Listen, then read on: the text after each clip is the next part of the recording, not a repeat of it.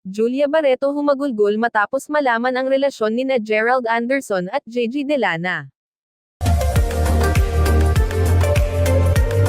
Emosyonal na humarap si Julia Barreto sa kanyang pamilya at malalapit na kaibigan matapos malamang may relasyon na si Gerald Anderson at singer-actress Gigi Delana.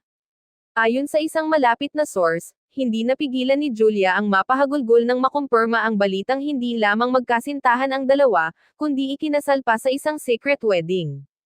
Hindi siya makapaniwala. Hindi niya inakalang ganito kabilis magpalat ng damdamin si Gerald, pahayag ng source.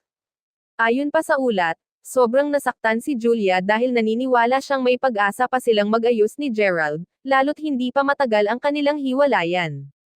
Aniya sa kanyang mga kaibigan, ramdam niyang may mga bagay na hindi sinabi sa kanya ng aktor bago pa man sila tuluyang naghiwalay.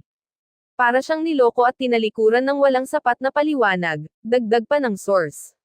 Dahil dito, pansamantalang pinili ni Julia na iwasan muna ang media appearances at social events. Bagamat hindi pa nagbibigay ng opisyal na pahayag si Julia sa publiko, marami sa kanyang fans ang nagpahayag ng suporta at simpatsya sa aktres. Sa social media, nag-trending agad ang kanyang pangalan kasabay ng balita ng relasyon nina Gerald at Gigi.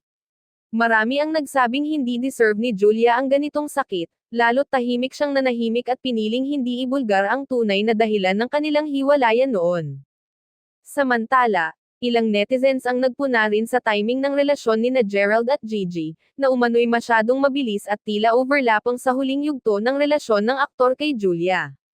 May ilan ding nagsabing tila may senyales na ng pagkakalapit sina Gerald at Gigi noon pa man, ngunit hindi ito pinansin ng publiko. Ngayon, tila mas malinaw na sa maraming tao ang posibleng ugat ng hiwalayan ng dating magkasintahan. Sa ngayon, inaasahang maglalabas rin ng opisyal na pahayag si Julia upang linawin ang kanyang panig at pasalamatan ang mga patuloy na sumusuporta sa kanya. Ayon sa kanyang team, patuloy na nakafocus si Julia sa kanyang mga upcoming projects at mas pinipili niyang palakasin ang sarili kaysa bumalik sa mga sakit ng nakaraan.